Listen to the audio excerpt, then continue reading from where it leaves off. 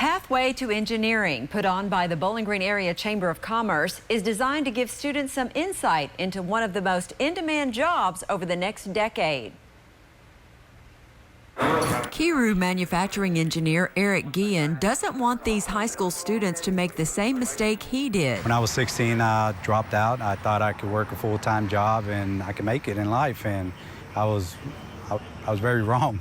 Guillen, who later got his GED and his mechatronic engineering degree, is one of several presenters sharing what life is like as an engineer at SCK Launch. I had a couple ask questions, yes, and you know, I try to give them advice. I told them don't do what I did.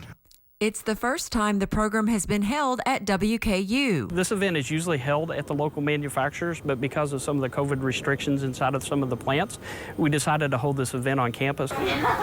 Arbuckle says it's also one of WKU's first chances to show off the university's virtual reality lab. What we like about that lab is it's an interdisciplinary laboratory, so it's more like what the students will actually see once they go out in the workforce. We showed them our programs and kind of talked about what we do there, but I've been talking with them individually to see kind of what they're into, and surprisingly a lot of them are into art, and so I told them about all the ways that art can be combined with engineering or CS or basically anything.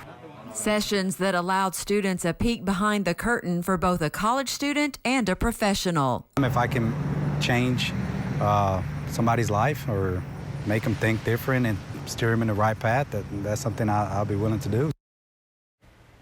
SCK Launch is a partnership between the Bowling Green Area Chamber Foundation, Bowling Green Independent, and Warren County School Systems, as well as local businesses. It's all to ensure career success for future graduates. With this week's View from the Hill, I'm Amy Bingham.